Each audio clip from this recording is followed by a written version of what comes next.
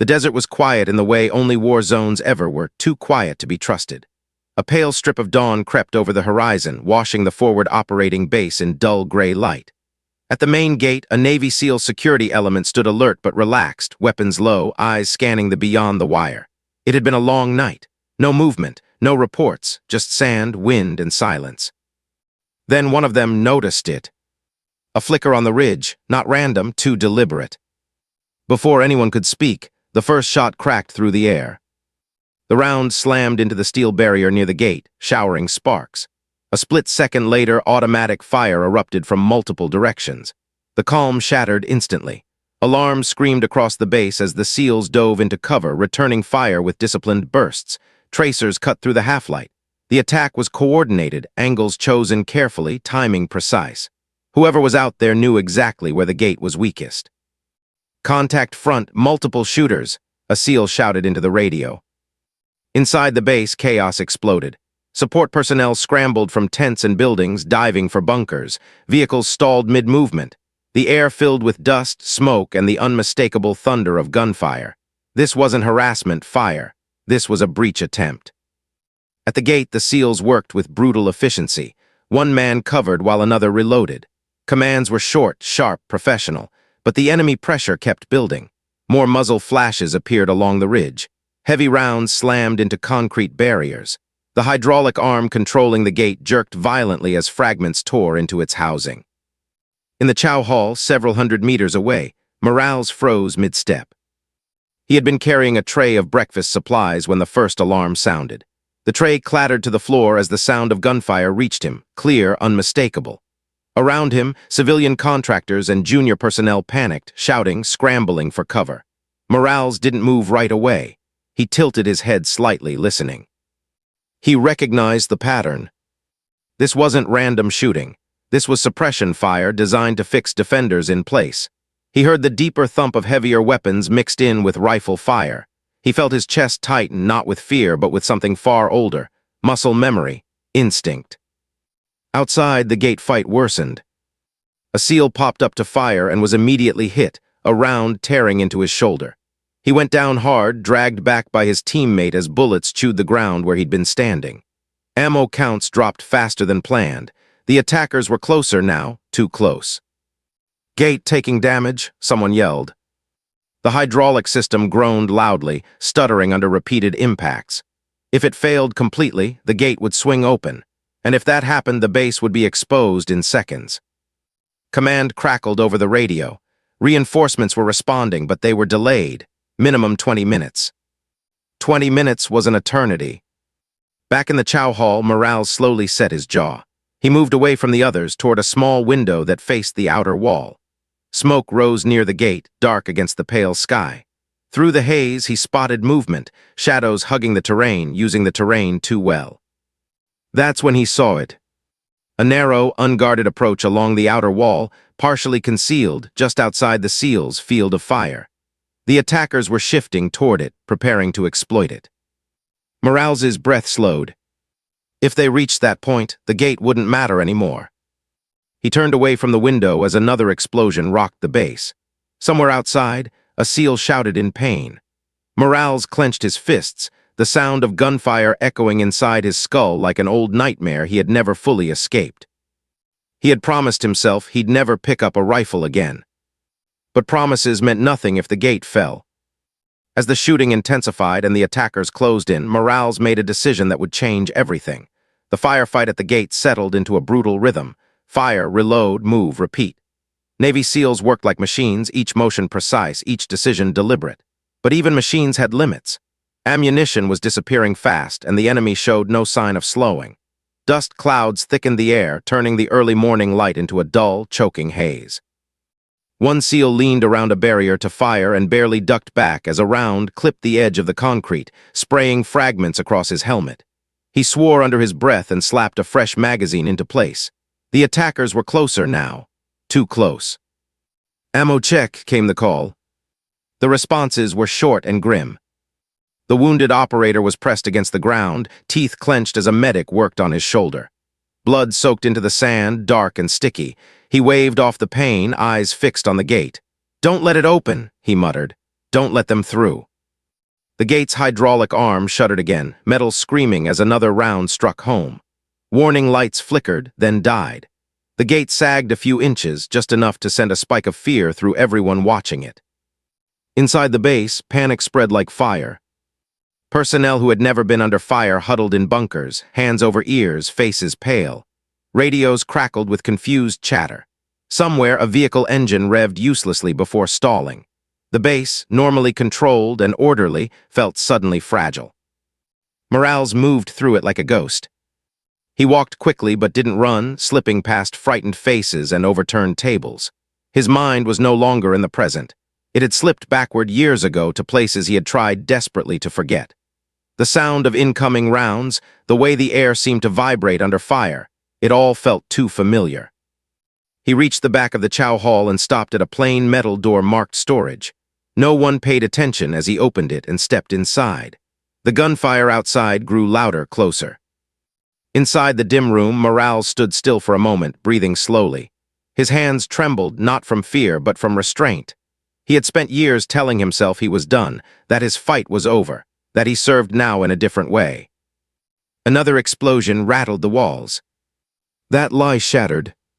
He pulled aside a stack of supply crates and revealed a narrow locker bolted to the wall. It was old, paint chipped, rarely touched. He unlocked it and stared at its contents. A rifle, dusty but well-maintained. Emergency issue, last resort equipment. Morales closed his eyes briefly. Then he picked it up. The weight felt right in his hands, too right. He checked the chamber, ran his fingers along the worn metal and loaded a magazine with practiced ease. His movements were smooth, automatic. Muscle memory took over where thought ended. Outside, the gate lurched again. At the gate, the SEALs were running out of options. Enemy fire poured in from 3 directions now, pinning them down. The attackers were probing, testing, searching for weakness. A voice crackled over the radio, strained but steady. Gate integrity compromised. We're holding but barely. Reinforcements were still minutes out. Too many minutes. Morales stepped back outside. The sun was higher now, illuminating the battlefield in harsh detail. Smoke curled from shattered barriers. The sharp crack of rifles echoed across the compound. He moved low, staying close to walls, eyes constantly scanning. Then he saw it again, the blind approach along the outer wall. 2 attackers were already moving toward it, crouched low, weapons ready. If they reached that position, they would have a clear line to the gate mechanism and the men defending it. Morales raised the rifle.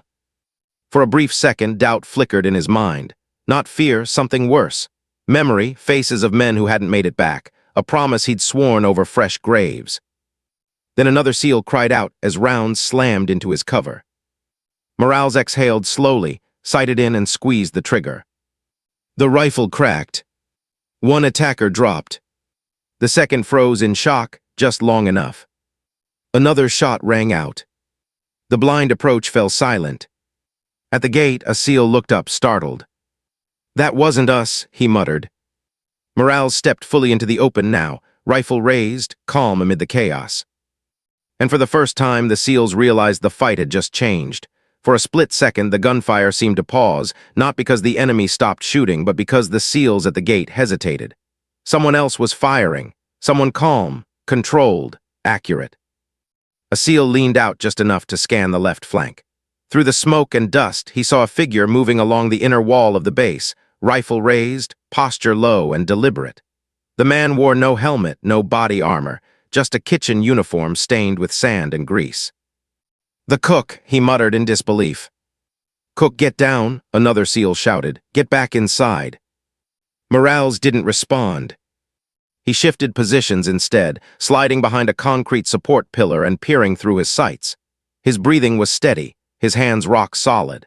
The chaos around him faded into the background, replaced by a familiar tunnel of focus. He tracked movement near the ridge, 3 attackers attempting to reposition after losing their flank. Morales fired once. The shot dropped 1 man instantly. The others scattered, firing wildly, their discipline breaking. Morales didn't chase shots, he waited.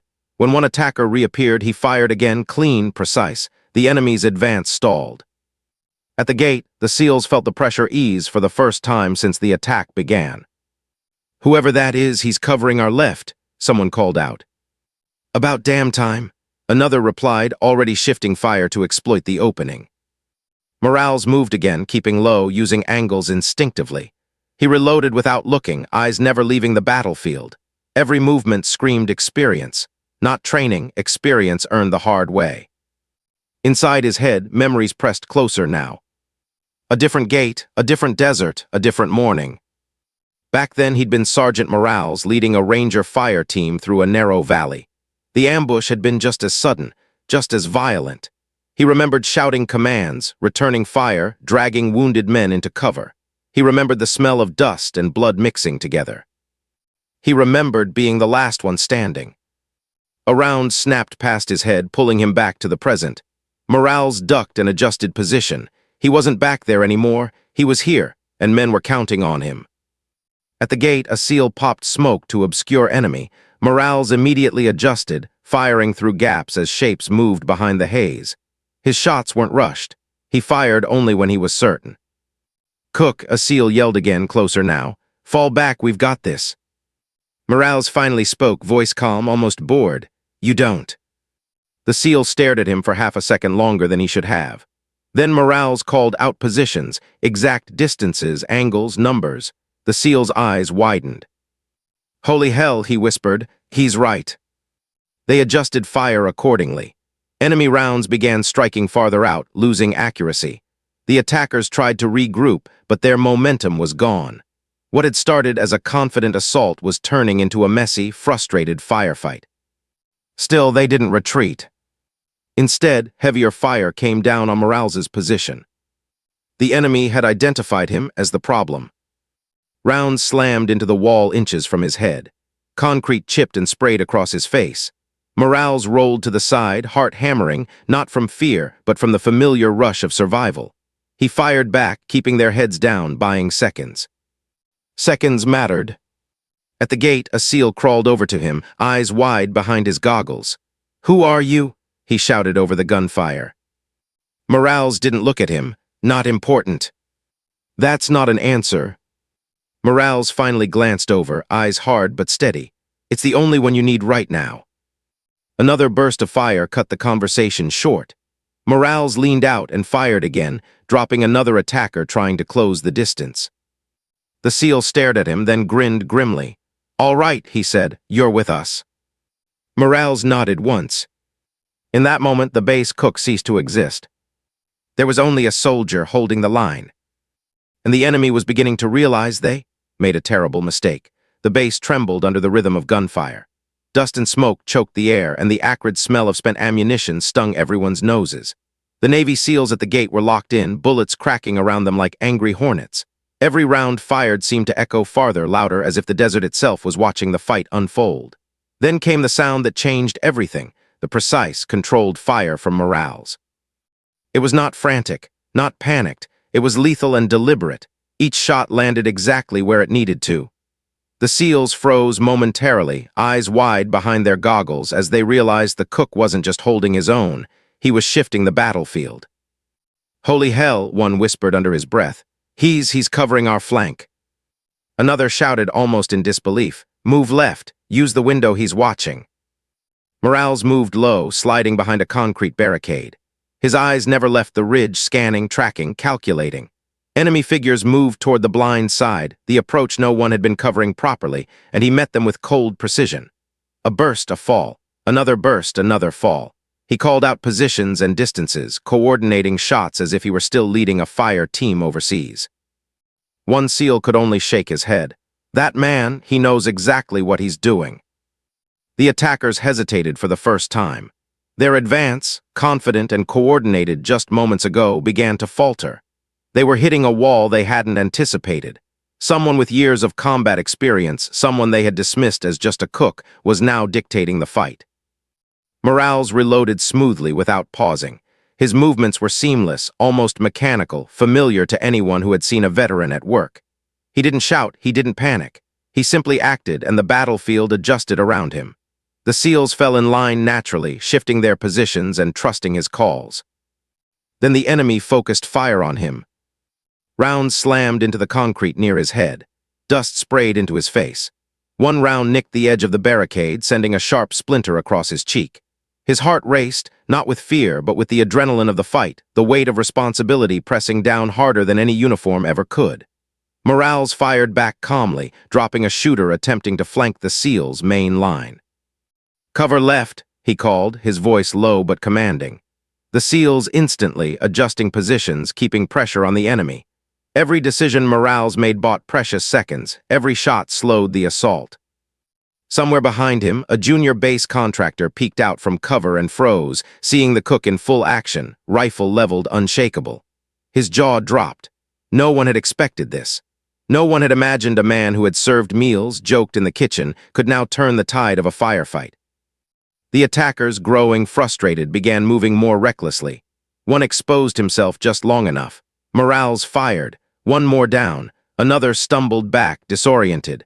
The precision of the attacks, the patience, the control, it was turning the enemy's confidence into chaos.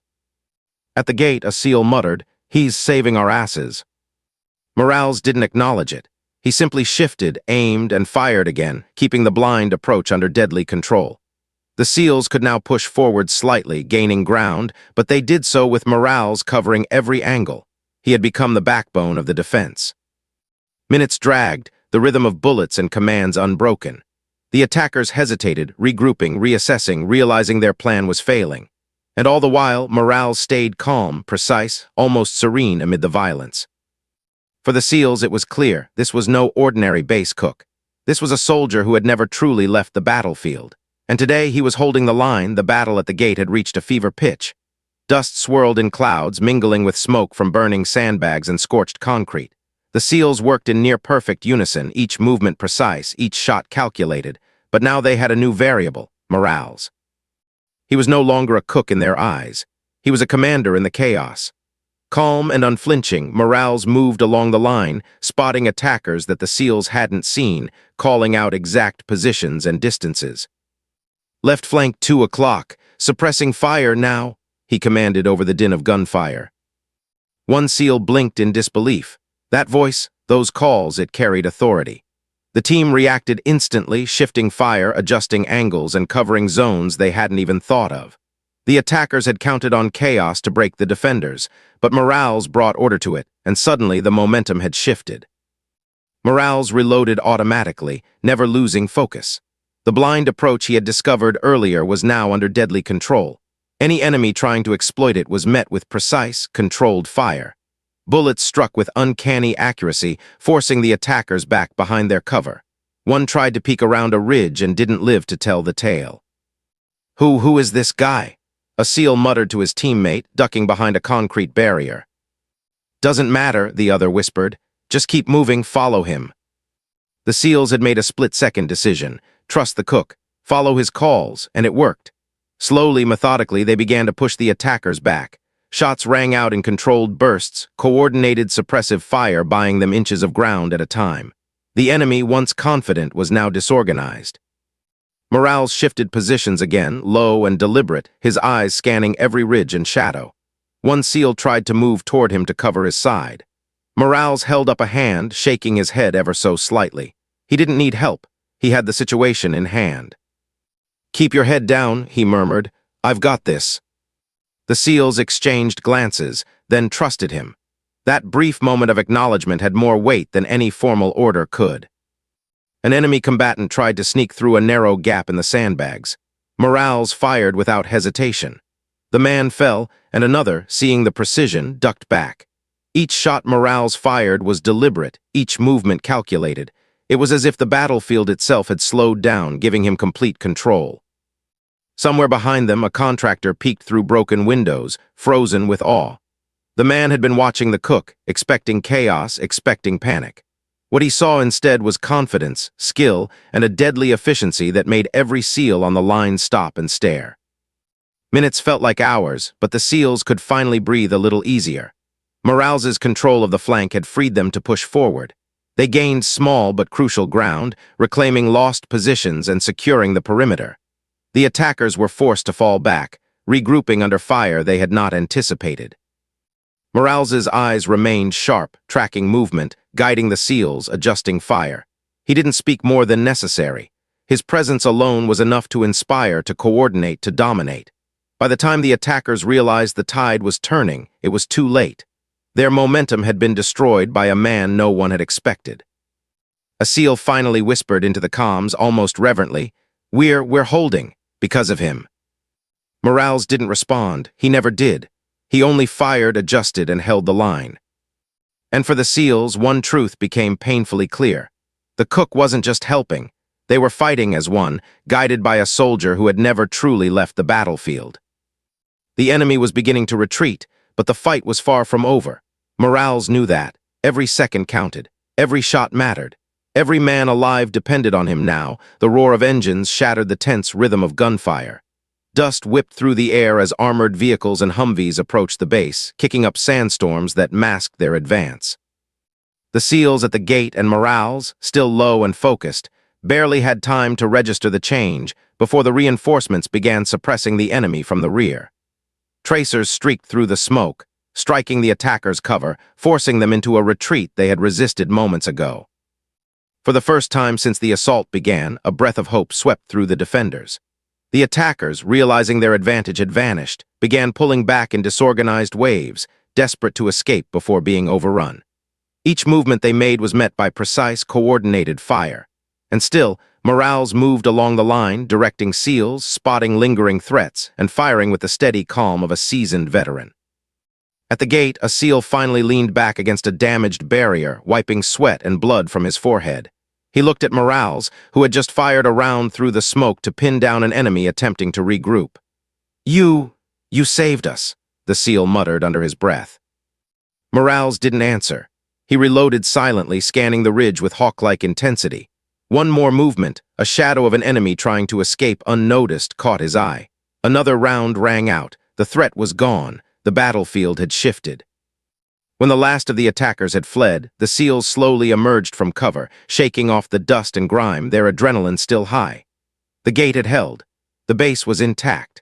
But the soldiers' eyes were drawn repeatedly to Morales, who stood amidst spent brass and the lingering haze of smoke, rifle lowered now, breathing steady. A commanding officer arrived shortly after the dust settled. His boots crunched on the sand as he approached, eyes scanning the chaos. He surveyed the gate, the battered defenses, the wounded operators, and then he looked at Morales, the base cook, a man who had been expected to stay behind, out of harm's way. "Explain yourself," the commander demanded, voice sharp. His gaze pierced Morales, seeking answers to questions unspoken but obvious. Morales lowered the rifle fully and met the officer's eyes. He spoke quietly, almost reluctantly, but with the calm authority of someone who had faced death countless times. "I've served before, Army Ranger, multiple deployments, discharged years ago. Cooking is how I stayed close to service without being in the fight anymore."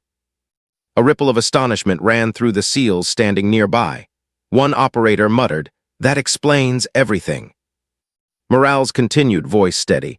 "I lost my team in an ambush. I thought I left combat behind. Today the fight found me anyway."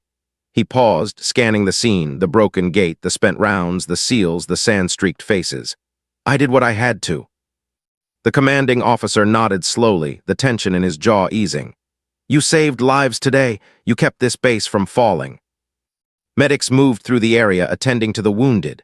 Soldiers muttered among themselves, still catching their breath. But everywhere eyes lingered on Morales. The man who had seemed ordinary, unremarkable, had just performed the extraordinary. The gate had held not because of firepower alone, but because of one man's experience, courage, and split-second decisions. One SEAL stepped forward, placing a hand on Morales's shoulder. "You didn't just help," he said. "You led, and we followed because we had no choice." Morales shook his head slightly. "I didn't lead. I did what anyone would if they could." The commander, still studying him, spoke again, more softly this time. "You'll report to headquarters. There will be questions, recognition, maybe even a chance to return formally. But first," he gestured around at the gate, the damage, the line of soldiers. "Thank you. You've earned every bit of respect this unit has to offer." Morales exhaled, finally letting himself relax slightly. The fight was over, but the weight of memory and loss still pressed on him. Yet today he had done what he had been trained to do. Today he had saved lives. As the base settled into the eerie calm after the storm, Morales tucked the rifle away, letting the SEALs take over perimeter security once more. He had returned, in a sense, to a role he thought he'd left behind. But the battlefield had reminded him that courage, experience, and commitment could not be buried so easily, and heroes were sometimes found in the most unexpected places. The base was quiet now, though the echoes of the morning's chaos still lingered in the air. Spent brass, scorched concrete, and the faint smell of smoke and gunpowder hung in the desert wind. The wounded were being treated, the gate repaired, and the SEALs who had been pinned down hours earlier now walked in measured exhaustion, weapons still in hand, faces streaked with dust and grime. Everyone knew something extraordinary had happened, but no one knew how to put it into words, except the commanding officer. He approached Morales, who had returned to his station in the chow hall, hands still smudged with flour and grease. The cook's movements were quiet, almost casual, though his eyes betrayed the adrenaline still coursing through him. He had saved the base, yes, but he was not looking for recognition. He simply did what had to be done. "Morales," the commander said, voice carrying the weight of authority and gratitude. "Step outside, now." Morales hesitated, glancing toward the SEALs at the gate, the men who had seen him in action, who had fought beside him, who had been saved by his instincts. Then he nodded and followed the officer into the sunlight. The SEALs, standing in a loose formation near the repaired gate, watched as Morales approached. For a moment, silence hung between them, broken only by the occasional clatter of supplies and the low hum of distant vehicles. Then the commanding officer spoke again, loud enough for all to hear. "You saved lives today. You held the line when others were pinned down. You acted decisively, and you did it without hesitation. For that, you have the respect of every soldier here." The words carried weight. For the first time in years, Morales felt that acknowledgement, the kind that went beyond politeness or casual thanks. These were men who understood combat, who measured courage not by appearances but by results. They understood what he had done. A SEAL stepped forward, removing his gloves and helmet. He held out a small, worn patch, a symbol of the unit. "You didn't just save our asses," he said, voice low but firm. "You earned this. Consider it unofficial but deserved." Morales accepted the patch silently, feeling the weight of it in his hands. It was more than cloth. It was recognition of skill, bravery, and sacrifice. The other SEALs nodded, murmuring their own approvals, a rare gesture of camaraderie extended to a civilian. "You don't get to walk away quietly this time," the commander said. "We need to know who you are, and the world will too. Your actions will be recorded. Your unit will know your name. And you may have a chance to return formally if you want it." Morales shook his head, half smiling, half solemn. "I'm a cook. That's my role here. This was a one-time emergency, that's all." But deep down, he knew things had changed. The base, the men, even himself, they would never see him the same way again. Today, he had proven that heroism wasn't about rank or uniform. It was about action when it mattered most. The SEALs began to disperse, returning to their posts, but a few lingered, eyes following him as if seeing a comrade they had lost and found again. Contractors peeked from behind walls, whispering about the cook who had held a line against trained attackers. The story would spread fast, far beyond this base, but Morales didn't care. He only cared that the people he served with survived. As the sun climbed higher, Morales returned to the chow hall, hands steady now. He cleaned his rifle carefully, methodically, while the SEALs and soldiers gathered around, offering nods, quiet thanks, and small gestures of respect. He smiled faintly at the small acts of acknowledgement, never boasting, never speaking more than necessary. Later, when the commanding officer left, Morales looked out the window at the repaired gate, the empty desert beyond, and exhaled. For the first time in years, he felt a fragile kind of peace. He had faced the storm, held the line, and earned the respect of men who knew exactly what it meant to survive. And in that silence, amidst dust, heat, and exhaustion, the base learned something it would never forget. Heroes could be found anywhere, even in the chow hall, apron still on, rifle in hand. Weeks had passed since the attack, but the memory of that morning lingered across the base like a stubborn shadow. Life had returned to its routine, but the air felt different, charged with respect, awareness, and an unspoken acknowledgement of the man who had changed everything. Morales was back in the chow hall, apron tied neatly around his waist, preparing breakfast as though nothing had happened. The clatter of pots, the hiss of stoves, the aroma of sizzling bacon, ordinary sounds, yet now tinged with the extraordinary weight of what had been done. The SEALs arrived first, earlier than usual, forming a loose line near the serving counter. Normally, they would rush in silently, grab their meals, and leave. But today, they lingered. They watched him move, chopping vegetables, stirring coffee, wiping down counters. Every step was careful, precise, almost ritualistic. The same precision that had held the gate controlled the battlefield and saved lives. Contractors and soldiers alike began to notice. Heads lifted. Conversations died down when Morales passed by. He didn't boast. He didn't ask for recognition. He simply worked. Yet respect radiated in his wake. No one could question what had happened that morning. The gate had held, lives had been saved, and the cook had been at the center of it all. A SEAL approached holding a worn unit patch in his hand. He pressed it into Morales's palm. "You earned this," he said simply, eyes meeting Morales's. It was a quiet moment, but it carried the weight of every battle, every scar, and every unspoken promise made in combat. Morales nodded once, pocketing the patch without fanfare. It was enough. Recognition, he realized, wasn't about ceremony. It was about knowing the truth. Across the base, whispers traveled like wildfire. "Did you see the cook at the gate? He was firing with deadly accuracy. I've never seen anyone hold a line like that." The story spread, gaining momentum, morphing into legend in hours. Morales didn't correct them, nor did he exaggerate. He simply continued his work, the quiet epicenter of a base that had survived chaos. Later, as the sun dipped low over the desert, Morales stepped outside to a moment of stillness. The repaired gate glinted in the fading light, but steadfast. He ran a hand along the steel, tracing the dents and pockmarks. Each mark was a story, a choice, a life preserved. The SEALs and soldiers returned to their routines, but he lingered, not for glory, not for thanks. But because he knew the gate symbolized more than defense. It symbolized resilience, courage, and the fact that sometimes heroes appear where you least expect them. A young soldier approached cautiously, looking at Morales with a mix of awe and curiosity. "Sir, do you ever think about going back?" he asked. Morales considered it for a moment, eyes on the horizon. "I'm already here," he said quietly. "This is my fight now." That night the chow hall was full, laughter and conversation filling the room once more. But there was a difference.